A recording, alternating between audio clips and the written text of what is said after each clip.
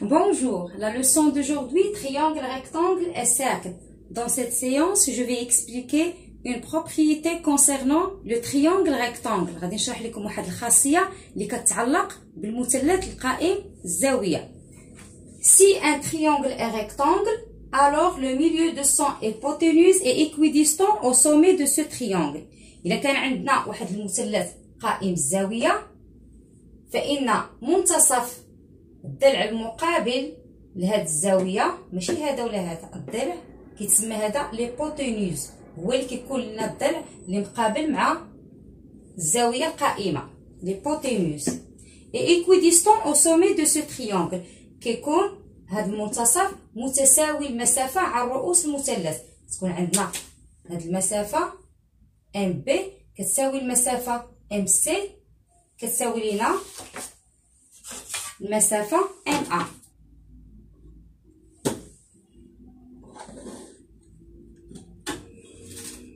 إذا عقلوا على هذه الخاصية حيت كتحتاجوها في بعض التمارين. من سيكون عندنا M منتصف الضلع المقابل للزاوية القائمة، فهذا المنتصف كيكون متساوي المسافة عن الرؤوس بثلاثة، وهذه الخاصية كتطبق في المثلث القائم الزاوية، خصو يكون قائم الزاوية. غنعطيكم مثال. Exemple, soit ABC un triangle rectangle tel que BC égale 5 centimes et M milieu de BC. BC كتساوي لنا 5 سنتيم، M منتصف BC. Calculer MA، بغينا نعرفوا هاد المسافة MA شحال كتساوي لنا. كيفاش غندير البرهان؟ إذا تبعوا معايا. إذا باش غادي نحسب المسافة MA غادي نستعمل هاد الخاصية ABC un triangle rectangle en A et M le milieu est منتصف de son hypoténuse. M منتصف الوتر يعني الضلع اللي مقابل ليه مع الزاوية. alors MB égale MC égale MA.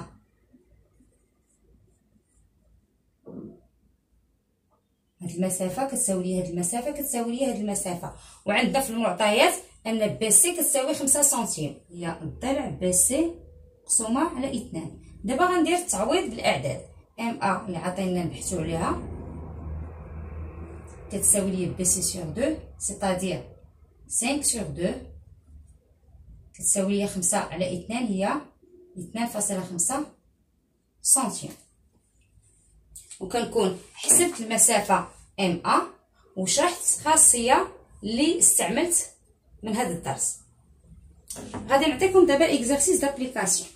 Soit ABC un triangle rectangle en A tel que BC égale 4 centimes et soit E le milieu de BC. Premièrement, tracer la figure. Deuxièmement, montrer que AEC est un triangle isocèle. Troisièmement, déduire la longueur EA. إذا غادي توقفوا الفيديو نجزو هاد ليكزارسيس ثم من بعد نتلاقاو باش نديرو التصحيح. غادي نجاوبوا على السؤال الأول. تراسي لا فيغور، غادي نرسمو الشكل. إذا شنو عطاونا في المعطيات؟ ABC مثلث قائم الزاوية بحيث BC كتساوي لينا 4 سنتيم. إذا غادي نرسم في الأول واحد الضلع، ثم غادي نستعمل ليكير، غندير زاوية قائمة هي الأولى. إذا قائم الزاوية في A غناخد هنا مثلا بي، نقطة بي عطاونا بي سي إيكال 4 سنتيم. غادي ناخد بركار وغادي نقيس 4 سنتيم، نكون قيسها بالبركار، نستعمل البركار والمسطرة. إذا هاد الفتحة فيها 4 سنتيم، غنحط الإبرة هنا في هاد النقطة، ثم غندير هنايا واحد القوس. إذا حصلت على النقطة سي، ثم غادي نرسم الضلع بي سي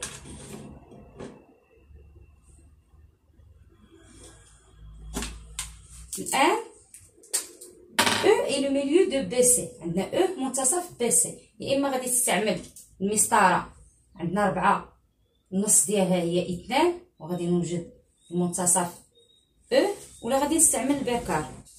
اذا غادي نوضع الابره هنا، غادي ندير قوس هنا، قوس هنا، ثم هنا.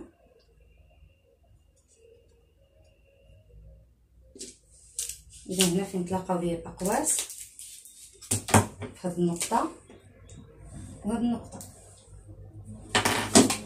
انطلاقا من هاد جوج نقاط غادي نلقى المنتصف. هاد النقطة هي النقطة او. نحيد هاد الأقواس. هاد النقطة او هي اللي تتهمني. Montrer que AEC est un triangle isocèle. إذا غادي نرسمو بعدا le triangle AEC.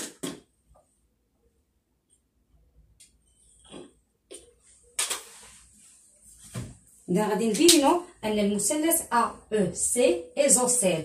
isocèle يعني متساوي الساقين، يعني هاد المسافة خصها تكون كتساوي ليا هاد المسافة. غادي نستعمل هاد الخاصية اللي قرينا في الدرس. On sait que ABC est un triangle rectangle en A. عندنا ABC قائم الزاوية في A. E est le milieu de BC. E منتصف الضلع المقابل للزاوية القائمة، كنسميه ليبوتينوز. يعني المسافة EB كتساوي لي المسافة EC كتساوي لي المسافة EA. غنستغل هاد المعطيات باش غادي نصايب البرهان. إذا في الأول كنحدد بأن ABC ان تريونغل، حيت هاد الخاصية كنستعملها غير في المثلث القائم الزاوية. ABC ان تريونغل rectangle en A قائم الزاوية في A. E est le milieu de son hypoténuse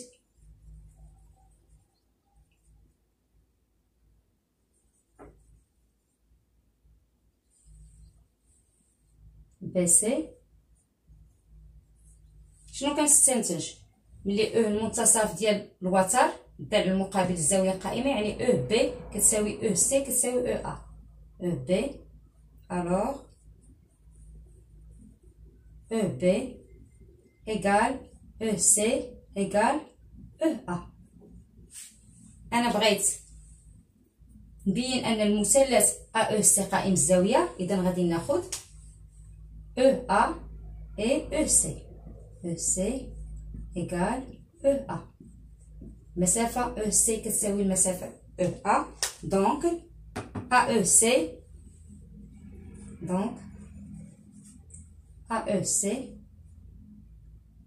est un triangle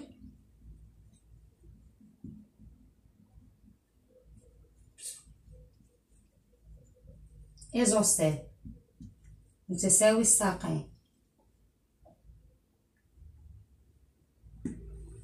troisième question. إذا بغينا نحسبو المسافة EA، كنعلمو أن بأن O المنتصف ديال BC يعني EC راه كتساوي ليا 2 سنتيم، لأن BC راه فيها 4 سنتيم، وعندنا في السؤال الثاني لقينا EC كتساوي EA حسب هاد الخاصية ديال الدرس، يعني أن EA كتساوي كذلك 2 سنتيم. غادي نوريكم كيفاش غديروا البرهان. on sait que E est le milieu de BC. E منتصف الضلع BC. alors إذا EC شحال كتساوي ليا؟ كتساوي ليا BC sur 2 كتساوي ليا 4 على 2، يعني EC كتساوي 2 سنتيم. Et puisque EA كتساوي ليا EC على حساب السؤال اللي قبل، d'après la question 2 بلا ما نعاود، d'après la question numéro 2 حسب السؤال الثاني. alors EA égale 2 centimes.